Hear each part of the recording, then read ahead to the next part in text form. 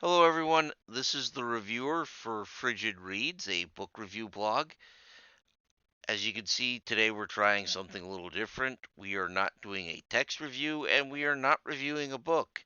Instead, we will be reviewing T-34, a 2019 released World War II Russian movie.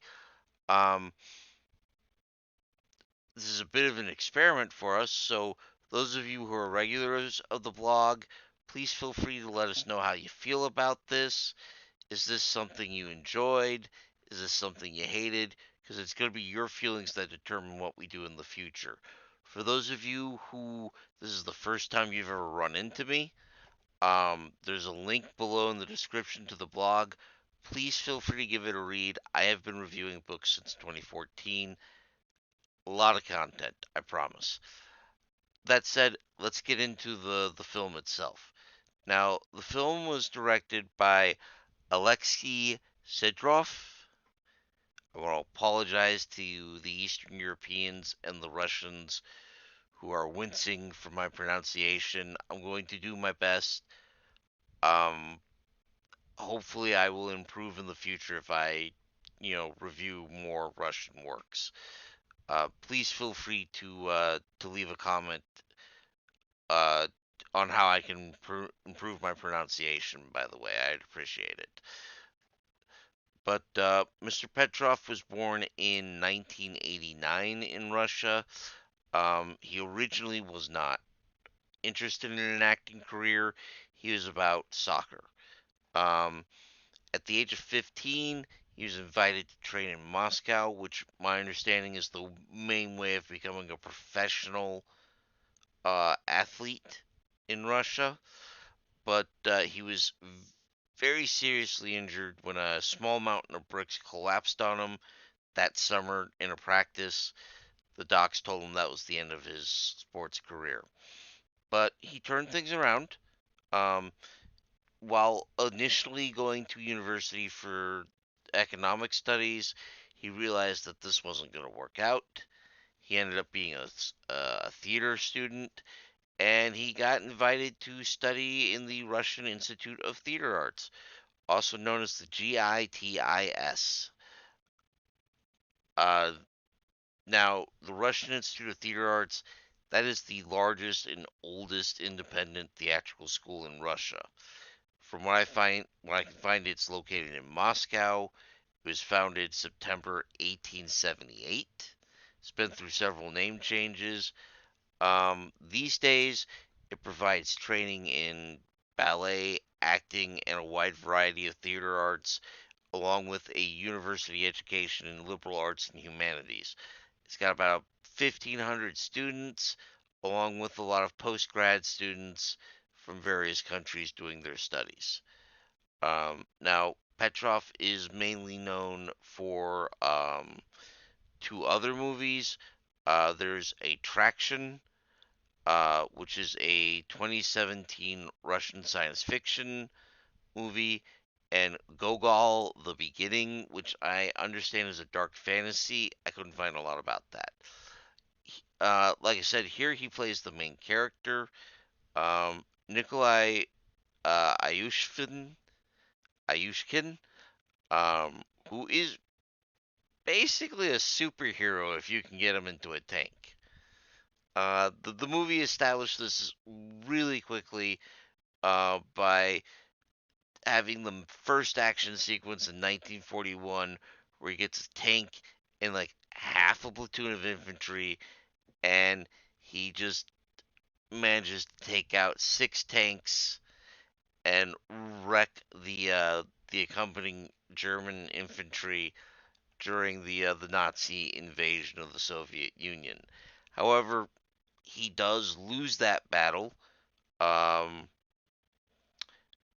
the German officer Klaus Jaeger, who is played very well by Vincent Kiefer, a German actor who was in Jason Bourne, mostly known for playing Alexander Brandt in the German crime series Alarm for Cobra 11. Um, does beat him in the end, takes him prisoner, and the movie then jumps 3 years into the future where Jaeger, who's been promoted up the ranks of the SS, runs into Nikolai, who has survived the German prison system by refusing to give his name a rank because the Germans had this habit of just executing Russian junior officers just right away.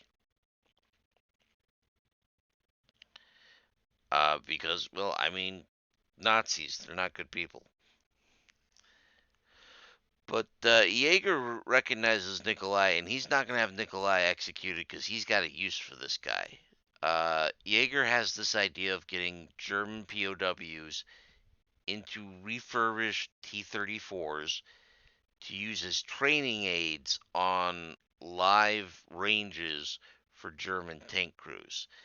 And in exchange, the Russians get to not be tortured and they get to eat regularly. In a Nazi prison system, those are special privileges. Yeah. Um, Now, Nikolai is not a fan of this idea, but he is basically blackmailed into this.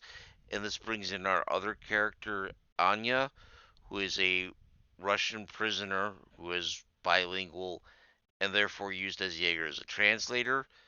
Um, and has a hostage, basically, because Jaeger's position is if you won't help me train Germans, I don't need a translator, but I do have a lot of extra bullets in this Luger I'm carrying, so, you can see how that goes.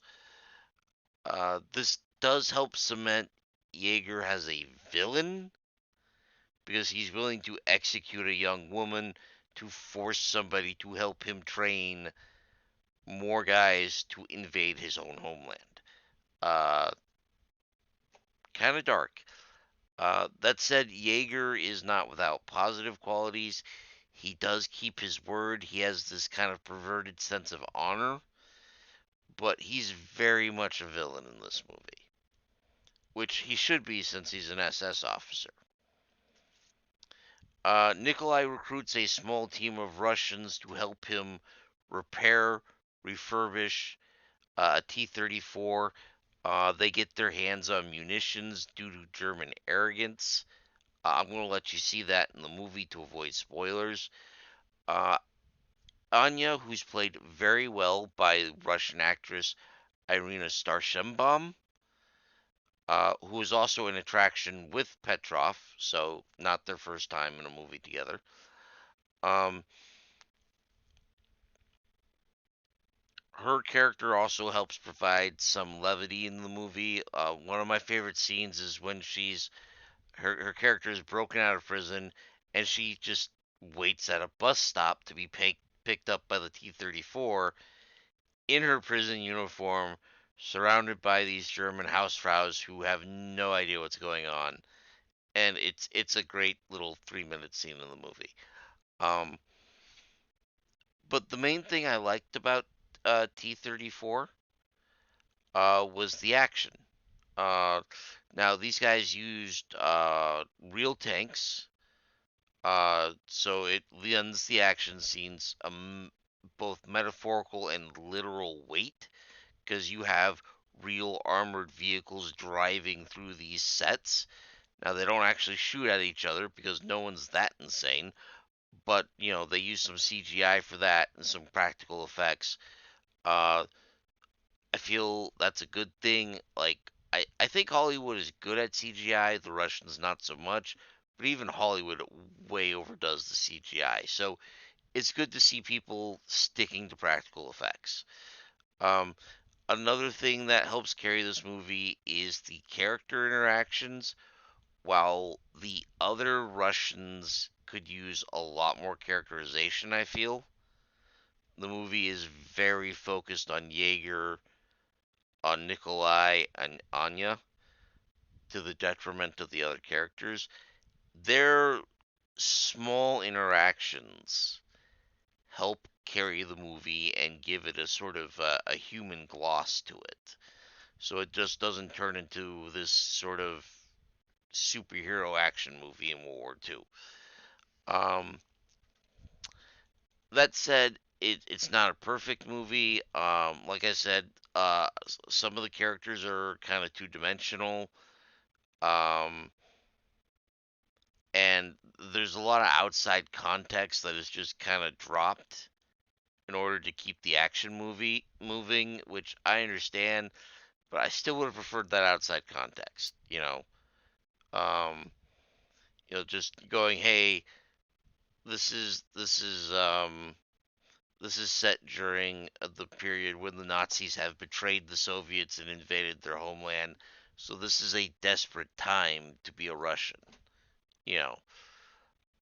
That said, the movie did well.